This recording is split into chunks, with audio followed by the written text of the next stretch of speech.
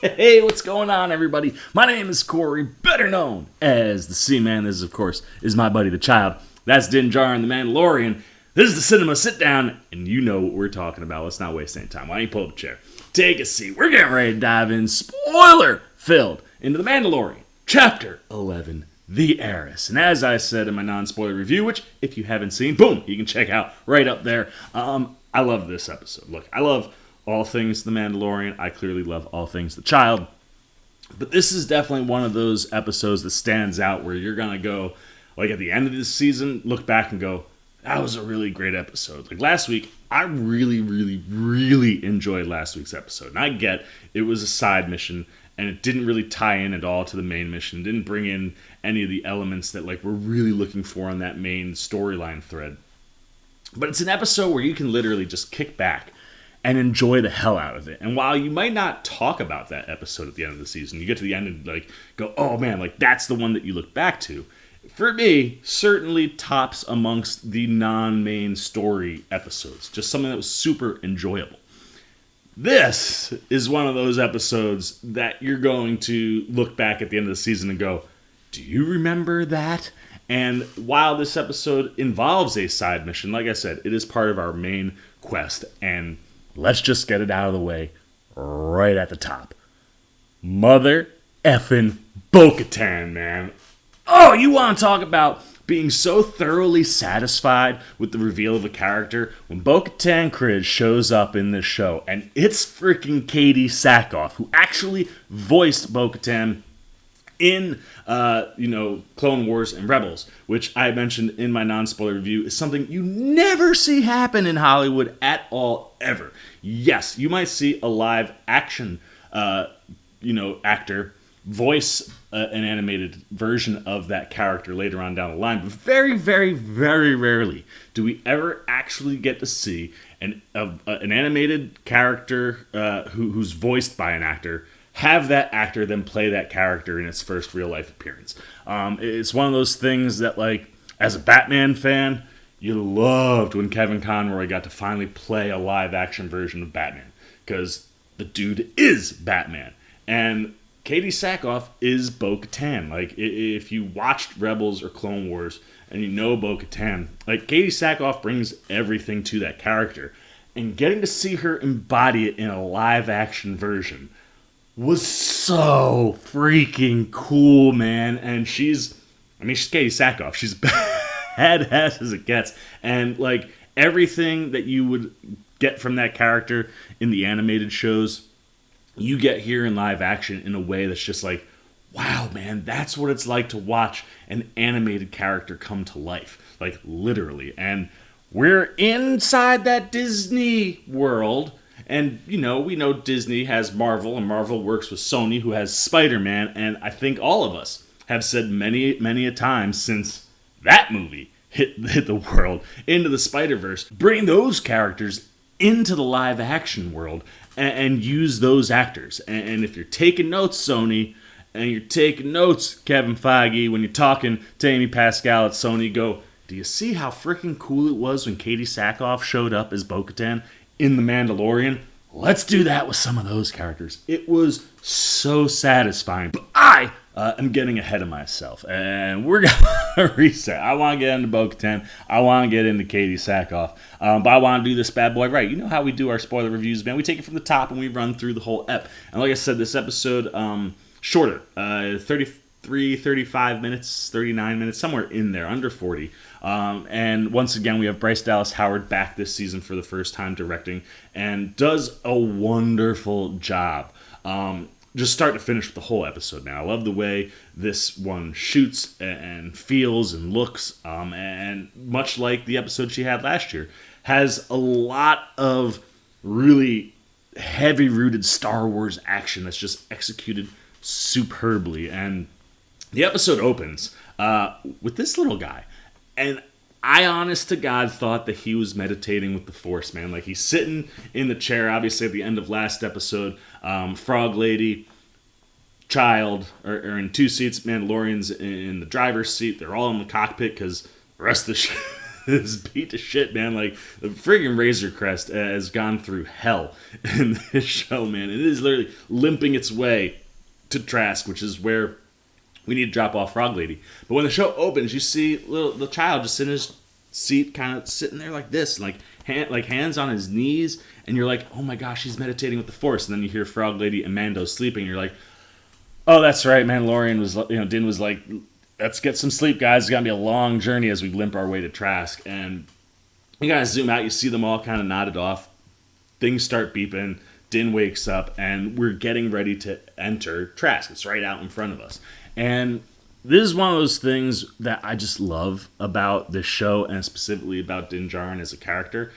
How phenomenal of a pilot he is. And he's almost perfect here. But, like, the ship is so messed up, he has no automated control functions. Like, outside of the autopilot just taking him, mapping out their course and taking it there, to land, he's going to have to do everything manually because things are not working. And he basically has to free fall into Trask. And it's like edgy. You're literally like the whole time, you're like, oh my God. Like, you feel the pressure of like this thing is just going and it's going and it's going. And Trask starts calling, the Razor Crest, and you hear this woman going, Razor Crest, you need to slow down. You're seeing it come in like a freaking meteor, man. Like, it's starting to burn up. And you're like, I don't know how he's going to do this. And in full control the whole time. And what's great is the other thing too is, Bryce Dallas does this thing at the beginning where you're kind of reestablishing where everybody is, and the child sees those eggs again.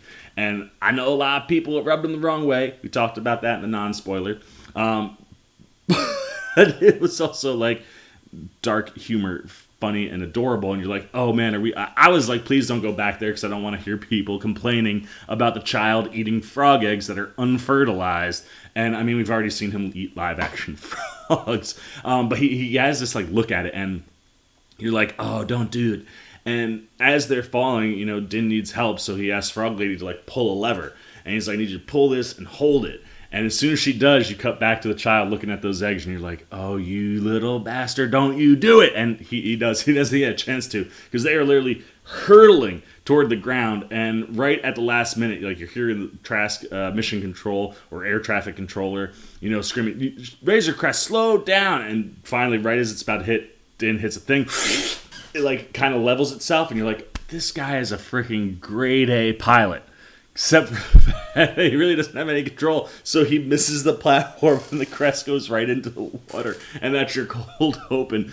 And, you're just sitting there like, oh no! And we know like that ship is, you'd have to assume it's gonna flood real quick. And fortunately, the air traffic control folks that are on the ground, lots of Mon Calamari on Trask running the docks and where this, landing pad is. And they have a giant crane. You see it pick the Razor Crest up. And I don't know what it was about that shot, but the minute it happened, I was just like, that is beautiful and like really, really dope looking. Like, watching this crane pull the crest out of the water and put it back onto solid ground was really, really dope. It just looked really cool. I don't know how else to put it.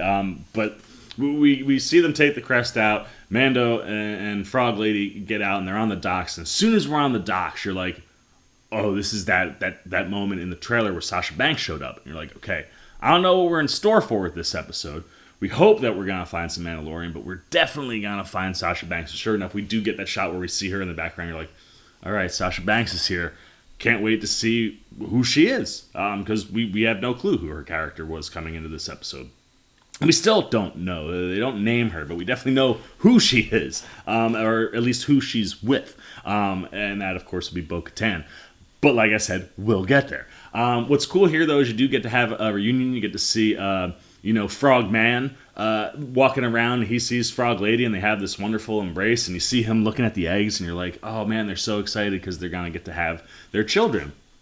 And child fortunately didn't eat all the unfertilized eggs. And Mando meets up with them, and, Frog Man is, like, super ecstatic and happy. He's like, thank you so much, or whatever. He's like, look, I was told you could tell me where I could meet more of my people. I'm looking for more Mandalorians. I was told you can get me there. And, in the frog language, he basically tells him, go to the tavern. So Mando goes to the tavern. And remember, Child has been eyeing those eggs. And there's literally a point where, like, as they're leaving, he's, like, cooing and making all those noises. And Mando just kind of looks at him and he's like, we're going to get you fed. Hey, we know you like to eat a lot. He does it a couple times, and where like you get these looks from the child, and Mando's just like, I know, food, we'll get there. So when they get inside the tavern, Mando orders, get some chowder for the child. I'm good, and the guy's like, low capacity on seating, man. If you're at a table, you got to order something. So like Mando's like, whatever, I'll order something. Just I don't need anything. I'll do whatever I got to do to sit here. But get the child some chowder. They pour it some chowder, and it's sitting there, and you see the chowder like move.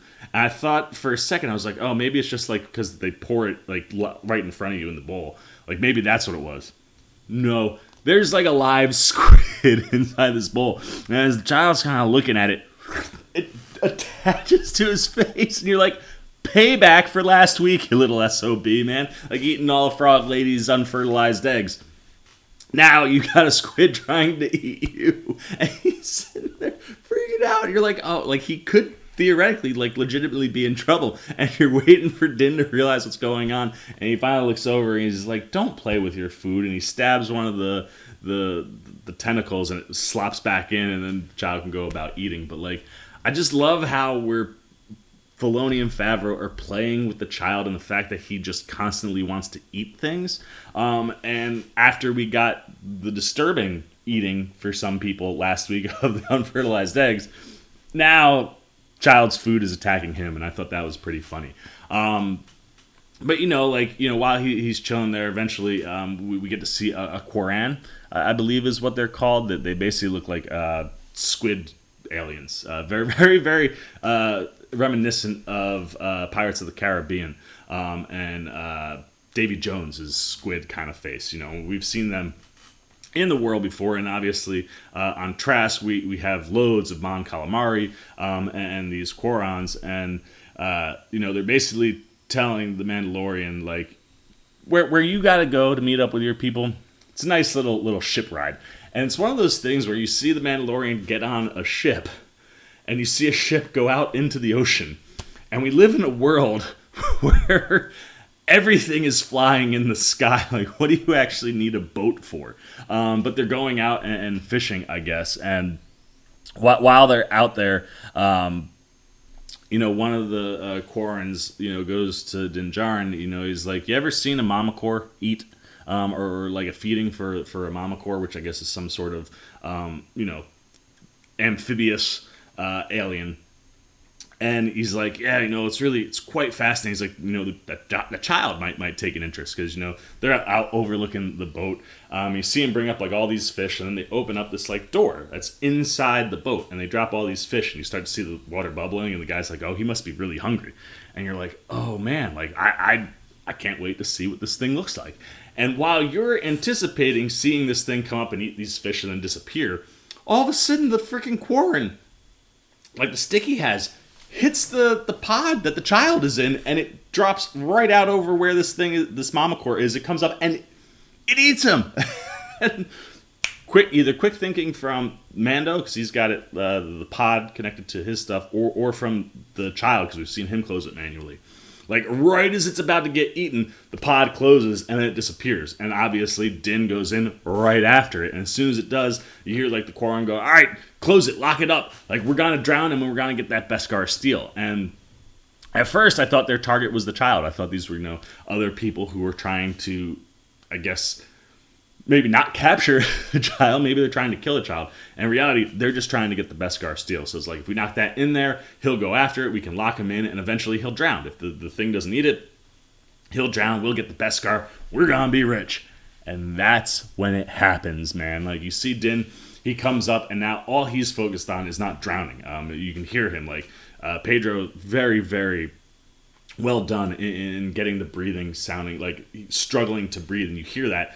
And then you see them freaking come, man. Bo Katan and 2 other Mandalorians show up, and if you thought Din Djarin was smooth moves, man, like, all of a sudden, like, all chaos breaks loose, and you see these 3, specifically Bo Katan, take out all the Quarren on this ship, like, in real quick fashion. They get Din out, and then you hear Bo Katan go, or he says the child, like the Mama Core or whatever, it ate the child, and you see Sasha Banks' character, which we don't know at that moment, but we will. You see her dive in after it and comes back with the child, but in order to get it, like, the pod is destroyed, so there's no more floating pod. Everywhere the child goes, Mando's gonna have to carry him. But we talk about this action sequence because holy freaking cow, man. Like, you want to talk about, like I said, everything that we've seen from Din Djarin at this point has been really smooth, really, really excellent to watch. And you just sit there and you go, that's badass. How does he move like that? Well, friggin' Bo Katan and these Mandalorians move in a completely different way that's just as clean and, like, twice as fast. And I just sat there. I was like, yeah, let's get all this. Also, while geeking out at the very, very obvious Mandalorian helmet that Bo Katan wears. Like, as soon as you saw it, you were like, oh, here we go. And when Katie Sackhoff takes that helmet off and she's there, like I said, it's just one of those things that you don't get to see very often. A lot of times, people who are voice actors, don't act on screen a lot. Or if you get a big name person to voice somebody, you don't ever get to see them bring that character to life in a real way. And you literally got to watch the woman who voiced Bo Katan and brought that character to life in Clone Wars and Rebels bring it to actual life in a live-action Star Wars show. And the entrance is just phenomenal. And then, of course, they all take off their helmets and Mandalorian's like, whoa, who are you? Where did you get that Mandalorian outfit? Like, you're not a real Mandalorian. We've already done this with, like, the guy who had Boba Fett, the Marshal, in Episode 1, Timothy Olyphant's character. We already saw him as Boba Fett in his armor. That's not real. You guys must not be real. And we obviously all know that the Mandalorian that we watched, Bo Katan and crew in Clone Wars and in Rebels, not wear their helmets. And this is where that world building happens. We actually get to find out some background on Din Djarin. And, basically Bo Katan says, hey, look, no, we are Mandalorian. She's like, I was born on Mandalore. I'm a third-generation Mandalorian. And I'm just trying to get my planet back. Which, Mando's like, that planet is cursed, man. Like, once the Empire knew that they couldn't hold that planet, they weren't going to let anybody hold that planet. And Bo Katan's like, look, we're doing some stuff. We're going to head back that way. But you come from a sect of religious zealots that broke away from the Mandalore and wanted to reestablish, the ancient ways, that this is the way. And you now start to kind of piece this together, that group that brought, Din Djarin in as a Mandalorian, during, he's a foundling, so during the Purge, we learned that he was brought in. Well, apparently the group that brought him in is this religious zealot sect of Mandalorians that want to go back to those ancient ways. You never remove your helmet. This is the way. And for Din, he's just like, no, like this is what it is to be a Mandalorian. What you guys are doing isn't really right. And like Bo Katan said, she's third generation Mandalorian. She lived on the planet. So we're kind of starting to see this world be built out and finally answers to things like, we've seen plenty of Mandalorians take their helmets off. What is the real deal with that? Here we are. And they refer to him specifically as a child of the Watch, which is this, religious zealot group that left, the sect that left the main Mandalore. And like, just one of these really cool things where it's like, you can bring in characters that we know, you're able to answer some questions that we've all had in regards to the fact that, like, Din never takes off his helmet when we know that there are Mandalorians that do. And now you're starting to find out what that is and how that plays into the actual bigger world of the Mandalorian. And I love that we're using Bo Katan to kind of do that world building and establish more of this Mandalorian culture and race. And I love that we're establishing it. And like I said, love that we're using a fan favorite in Bo Katan. And from this point forward, this episode is a lot of badass action. Basically, once he, they tell him that, he's like, peace out. He takes off and goes back, to like the docks or whatever, and goes to the tavern. And they show up and they're like, come on, talk. Like, let's figure out what's going on. And, he kind of tells them what what he's looking for. He's like, look, I was told that you guys, could get me to the Jedi. I've been looking for more Mandalorians. I need to return this little guy to the Jedi. Do you guys know any? And Bo Katan's like, I do. I'll tell you where to go, but first we need your help with something. And you see them go outside, and this is, obviously they've all taken off their helmets, so we know that Sasha Banks is one of them. Her character and the other male Mandalorian are never named in the episode. The only name that we hear is Bo Katan's. And, so they're outside and they're looking at this giant ship. And from what I picked up, it's an Imperial Gozanti ship. Basically, it's just it's transporting all this weaponry. And what Bo Katan kind of filled us in on is that a lot of weapons and things from their home world were taken by the Empire, and they're going to try to take those things back so that they can go take back their home planet. And you're sitting there and you hear her mention, oh, we're trying to round up all this weaponry that the Empire took. And you're like, Empire took weaponry.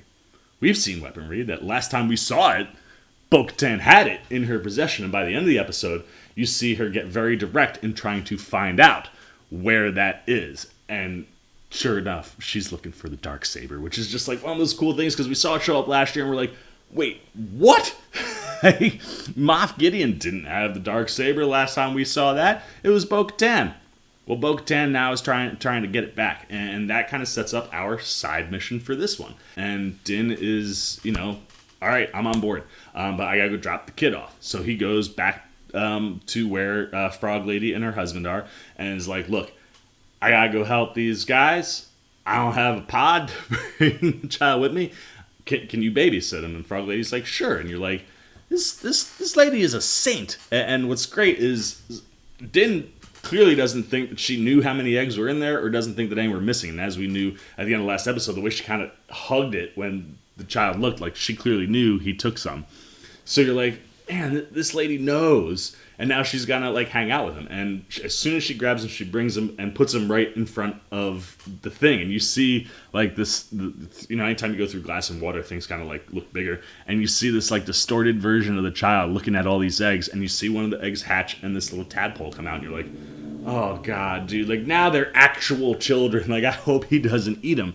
But again, everything that he's doing in this episode, so much cute cooing, and we kind of see him say kind of coo at Din, and Din, like I said, I don't think he thinks that the Frog Lady knows, and he's like, behave yourself, you know what we're talking about. And that's one of those other things that I mentioned in the non-spoiler that I love, is this father-son relationship that's developing between Din and the child. And I love the evolution and how much of a parent he is becoming. The way he looks out for him is one thing. You could say the way he looks out for him is tied to his mission. But the way that he talks to him, he speaks him, he cares for him, is very much like a father. And when the child got eaten by that mama core, besides almost drowning and trying to get his breath from that, he is physically shaken by the fact that the child was almost eaten. And it's not a physical shaken because it would mess up his overall mission and the thing that he has to go do. He clearly has a connection to this kid, and you get to see that physically embodied in the physical acting, and then also Pedro's voice acting. Breathing, worried about the child. So I've really loved to watch that evolution between the two of them, where you really do feel like they're kind of like a father and son, and there is this kind of back and forth as Din is trying to raise him to a degree and teach him things, because child is just out doing things, and the only person scolding him or telling him no or don't do this has been Din. So I've really liked to watch that evolution, and again, just kind of the way he's like, you behave yourself because you know what you did last time, and if you do that now, we're gonna have big freaking problems, kid. So he leaves him, and then we get to go off on a 15-20 minute action adventure, man. We see all four. It is beautiful, right? So they map out their plan on how they're gonna get onto the ship. Ship kind of lifts up and then takes off, and as it takes off, you just see these four streamlines, almost look like fighter jets that fly over football stadiums. You just see the four trails, their gas tails, and the Mandalorians sneaking up on this ship. And as we're getting ready to land onto it, we kind of come onto the ship with the camera, and we see stormtroopers are freaking everywhere, dude. And you're like, yes. All 4 land and take out all of the stormtroopers that are on the outside. And you see them pretty much just all boom, boom, boom, boom, boom. We're good. And then I got kind of taken aback by this, because as we go in, Din Djarin, to this point, has been the most spectacular thing we've seen action-wise. We've seen choreography-wise. We've seen fighting. And it's been so smooth, and every time it's there, it pops. Like I said, right away when Bo Katan first shows up, there's something different to the style. And it's to the just utter relentlessness of wiping everything out that's on anywhere, right? Like, one of the other things, like Din, before they got back to the tavern to kind of talk, Din is on the docks again, and all these Quarren show up, and they're like, you killed my brother. We know what happened on that ship already. You killed my brother, so now we're gonna kill your little pet. And he's talking about the child, and that's when the 3 come back, and when they come back, just wipe these Quarren out, and you're like, the brutality, and it's not even that they're brutal, but it's just like super efficient and just cold-blooded. Like, we don't care about who we're killing or whatever. You're messing with our guy, boom, you're all gone. And as they enter into the ship, you just start seeing Bo Katan and the other 2 shooting everybody, killing everything that's in their way, and like, you literally see Din like watch what's going. He kind of becomes a bystander as you watch these other 3 Mandalorians just start clearing this ship, and all of it's wonderful, man. Like, just the way it's shot, lots of blaster lasers flying around, so the colors and just everything looks and moves and sounds the way that it's supposed to. And like I said, you're kind of watching like Din kind of take a back seat as they're clearing the ship, and then we jump to the bridge and we see the Imperial captain is Titus Welliver, which if you are an Amazon subscriber, you may have seen the show Bosch, and Welliver has popped up in plenty of things over the years. Fantastic character actor, love when he shows up, and again, one of those kind of cameos where you're like, oh, that's awesome, he must be a Star Wars fan, that's really cool. And he basically just plays this Imperial captain, and you're hearing, people call in like, there's Mandalorian. Everybody's like kind of shutting down. And as they're moving through, they clear out that first room where Din kind of was like taken aback and just kind of watched as these 3 Mandalorian did work. And it's one of those things I appreciate, because like, we've seen Din crushing. Now we've got live action Bo Katan. I want to see her in action. I want to see her companions in action. And even though the Din is part of that, he's kind of to the back watching the way we are, and you're just impressed by how just visceral all 3 of them are. And after they clear out that first wave inside, they get into an elevator, and you get this wonderful shot of like the elevator, and you see a whole bunch of Imperial staff and crew watching the elevator, and you see like ding, it's moving up the different floors of the ship, and you see them all like, they know what's going on the ship, and you're like, death is literally coming to my door. And as soon as it opens, blasters flying out everywhere, and you just hear the guy like scream, close the door. And one of these continually jokey type things with stormtroopers is that they're terrible shots and they're pretty freaking stupid. And like, the guy's like, shut the door, like shut all the doors, and it takes the stormtrooper trying to do it like 3 or 4 things before they finally all shut. And they, again, just wiping everybody out, but they kind of end up trapping them in this like one little section. They were kind of coming down a corridor at all these doors, so they end up finally getting them all trapped. And you hear the guy buzz the Imperial captain. He's like, "All right, I think we're good, man. Like, we've got him trapped, like wherever." And he mentions where he is, and you hear the Imperial captain go, "Wait, where are you?" And he's in like the loading bay, and like as soon as you piece together exactly where he is, the friggin' loading bay door opens and everything in there shoots out. So the Mandalorians figured out where he was, where they were on the ship, and they could suck everybody out. And now they have their weapons cache. So you get inside, and Bo Katan, basically calls up the Imperial captain and is like, "Hey, thanks for all of these weapons, man. This is great. We're going to take these back because these are ours. And you have yourself like a good day type thing." And, the Imperial captain is like, "That's fine. You do what you want. The minute you jettison off this plane, we'll find you and wipe you out. Not a big deal, talking real cocky like Imperial, captains or just anybody in the Imperial Army should be talking. And like I said, Welliver just really, really good execution here. And, Katie Sackhoff is like, oh, wait, did I say we were just taking the weapons? We're taking the weapons, but we're also taking your entire ship.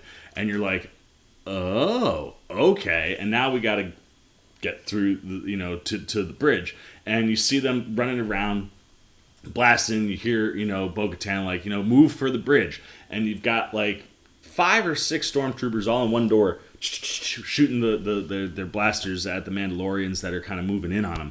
And this is the moment of the episode for me. And the thing that I love about this show is, yes, I've been wowed by Katie Sackhoff and Sasha Banks and that other dude. And I've been wowed by like Bo Katan and what they've done action-wise.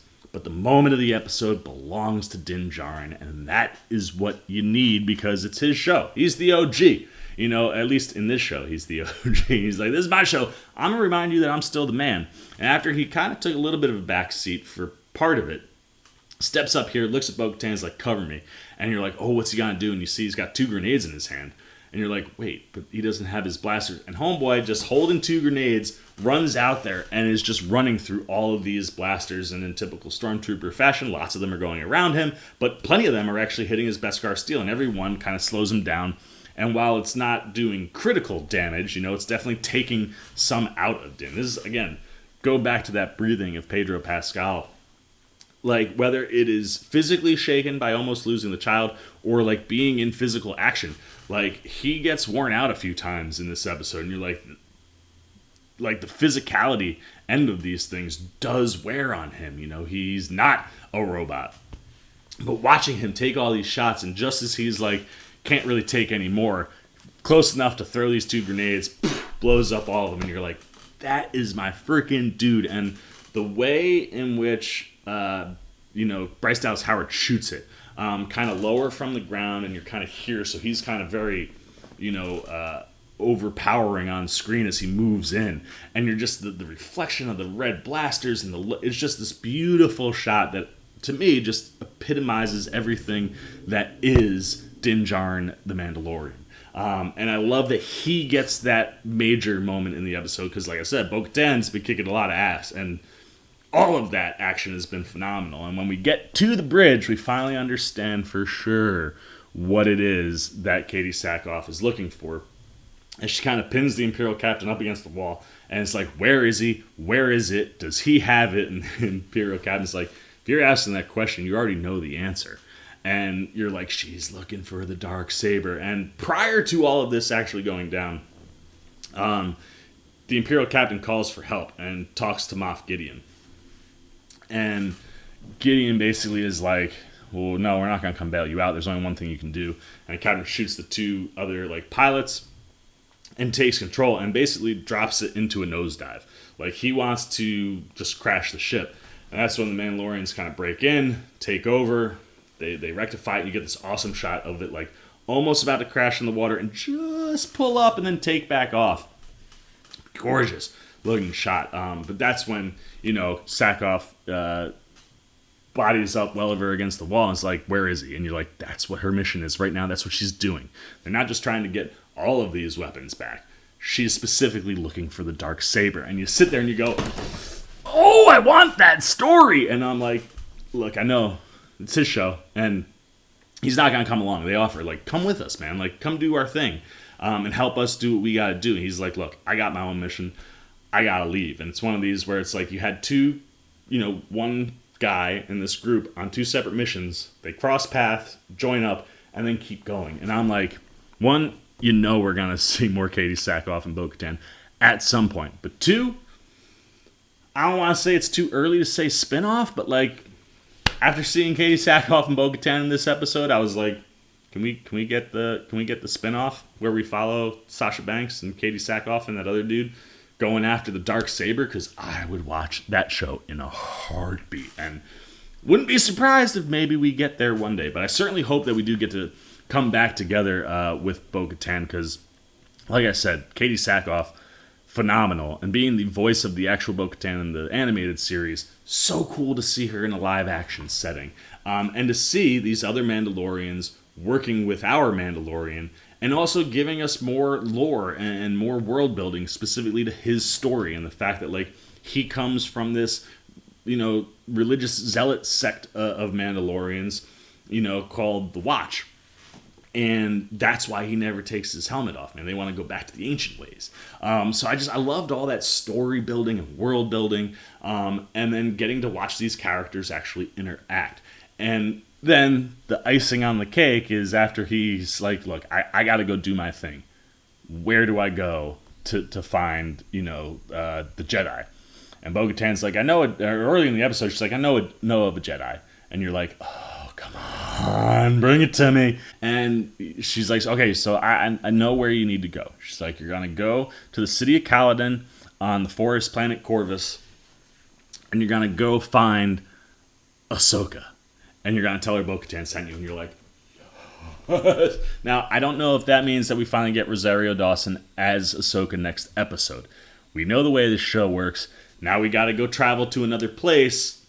Very likely that we could end up with another side mission coming up. But with only 5 episodes left, you might want to get to Ahsoka right away. So whether it's next episode, I would have to imagine within the next 2 episodes, we will finally see Rosario Dawson as Ahsoka. And now we have that direct connection. Like, this is your next thing to go to, next person to see is freaking Ahsoka. And, like, that gets you so excited. Like, yes, man, we're getting more of these characters. Like, we just got Bo Katan, now Bo Katan confirmed Ahsoka, and that's where we're going next. And I'm excited. And you're, like, good with the episode. And Favreau is like, nah, I got a little more for you. We got to go pick the child back up. Oh, Mandalorian gets there, and when he does, that little tadpole is now kind of got like little legs, and he's in a bowl, and it's in a bowl, so you like eat out of a bowl, and the child is hovering right over it, and you're like, oh, please don't, like don't do, and you can see he's kind of like interacting and playing, and you're like, oh, it's a moment of full on redemption for the child. Like, yeah, ate those eggs last time, but after spending the entire episode with Frog Lady and Frogman, he's not gonna eat them. He's clearly had some kind of communication probably with them and understands, like, oh, you guys are cool, I'm not gonna eat them. And isn't he adorable? And like as they're leaving, like, he's cooing, and Mandalorian's like, no, I don't need any more pets. Like, we're not taking a pet. And you're like, oh, he really did like him. But then, as always, child is hungry, and like I think Mando again alludes, like, we'll find you something to eat. Don't worry. But he thanks the frog people, for looking out for him. We get a couple cute moments, and then we get back onto the ship, and the ship comes up, and you see the Mon Calamari that took the ship in. And he's like, "This is what I'm getting for 1,000 units. Like, this is not good." And you come back, man. It's like patchwork together worse than anything Mando's done. And when you get inside the Razor Crest, like, it's literally being held together by strings. Like, there are strings all through the cabin, looks like holding things up, and the Mandalorian's just like, Mon Calamari, man, like, whatever. Puts the child down in the seat. He's like, we're all right, man, like, we're gonna get ready to go. And as he's getting ready to go, we shift perspective back to the child again, and he sees a bigger version of the squid creature, or I guess just the squid, that jumped on his face. So, like, what he ate in the soup, tiny little version, it's not a massive version. Like, if this was the soup squid, like, this is the size of this other squid. And he sees it crawling up on the strings, and he's kind of just watching it. And you're like, oh no, like, this is clearly gonna be a threat. And you get up on this thing, and it's creepy looking. It's got like that round bound of teeth, and you're like, oh no, like, come on, Din, like, pay attention, or like, child, coo, or do something to let him know what's going on. And you just see him grab it, and you're like, oh, he's still the man. He's still so good. And then, as they get ready to take off, he's talking to the child or whatever, and we swing back, and you just see him sucking up the end of the squid, which also kind of referenced something that he watched Sasha Banks' character do when they were all in the tavern. Sasha Banks is eating one of those squid creatures, and she kind of sucks it up like spaghetti, and it's kind of like on her face. It's kind of gross, but I'm pretty sure, yeah, like, the child sees it happen. They kind of make eye contact. So then you get this like little callback at the end of him doing the same thing as he eats the squid, and you're like, this freaking kid just eats everything, and Like, it was one of these kind of funny things where it was like, you had the little squid attack him, then you had some monster actually eat him, then you had another version of the squid try to eat him, and then he ends up eating the squids. And I take everything with him, specifically when he's eating things. But, that's pretty much it. Din gets them up. He's like, hold on. They take off to light speed. And what's cool is as he shoots off, you see a piece of the crest fall off into space and kind of just float out. And we fade. We see directed by Bryce Dallas Howard, who I think did a phenomenal job. And at the end of the day, we get an episode that I don't understand how they crammed that much into 30-something minutes and didn't make it feel over-bloated, but just perfect. Like, the pacing was wonderful.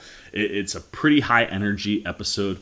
The action is great. Getting to see different Mandalorians fight, specifically one that we know quite well with Bo Katan. Seeing, like, the live-action version of her helmet was glorious, dude. And just overall, like, this is one of those episodes, for me, kind of reminds me of like the Prison Break episode toward the end of last season, where like just visually it pops. The action is so Star Wars, all the way to its core, and it's really, really good stuff. And again, major piece of the story to get us to our next step, and major world building happening around both the Mandalorian that we have ourselves in Din Djarin and the Mandalorian world in general. And I can't wait to see how Favreau and Filoni weave us back into that story, because we're going to get more Moff Gideon. We're going to see the dark saber. We're going to see Bo Katan go after that dark saber. Hopefully Din is here for that, or turns into a spin-off series. But regardless, I can't wait to see where we go and what we do. So there you go, man. Those are all the Seaman's spoiler thoughts on The Mandalorian Season 2, Chapter 11, The Heiress, which of course is Bo Katan. And I love getting that story element in there, specifically after seeing the darksaber last year. So loved everything we had in this episode. Like I said, this was coming off of a week where you're like, how often are we going to have these side missions? I think this one's going to pull everybody back in, where it's like, no, The Mandalorian's one of the best shows on television, dude. I love this show. It's so good. And like I said, I can't wait to see where we go next. But now, it's time for me to shut up, and it's time for you to let me know what you're thinking, man. What were your favorite moments? This is a spoiler review, so be spoiler-filled in your comments down below. And let me know what your favorite parts were. How much did you love all of the little eating bits with the child, right? Like, he gets attacked by a squid, then he gets eaten by a fish creature, and it's like serves you right after you ate all those frog eggs. Then he becomes friends with the tadpole, and then he eats a squid at the end. What moments popped out? There's a lot of cuteness here, man. He's got a lot, and he's getting really close to talking. We see him coo and literally communicate with Din Djarin a lot more than we have in the past. So I can't wait. So, like, if you think he's gonna start talking, what do you think his first word might be? But where do you stand on what's going on with the child? And then obviously, the Mandalorian. What did we like with Din this episode? What things stood out to you? And how freaking amazing was it to get the live action Bo Katan in such a wonderful way, man? Like, you want to talk about a moment that at least I'll certainly remember? First time Bo Katan showed up in a live action Star Wars anything. Popped. And I loved it. So if you love that stuff, if the episode wasn't working for you, anything you're thinking, good, bad, indifferent, can be spoiler-filled down below in the comments section. Look forward to talking to you down there. As always, if you enjoyed this video, please give me a thumbs up. And if you're new, you want to come hang out with the Seaman as we approach the final 5 episodes. We've got 5 weeks left of The Mandalorian. You want to be here for all that with me and the child and everything we got going on. You just want to be here for television, movie reviews, trailer reactions. You haven't yet. Come, show a little love, a little support for the old Seaman, but joining the Seamaniac Nation. Hit that subscribe button, hit that little bell if you want those alerts. Remember, this is the way. And until next time, for the Seaman's Cinema Sit Down, this has been the Child. I, of course, have been the Seaman, and I am signing off. Peace! Well, as I live and breathe, you still here? Check out a video like this one, or this one, and hit the subscribe button so you can get alerts and check out everything the Seaman's got at the Cinema Sit Down.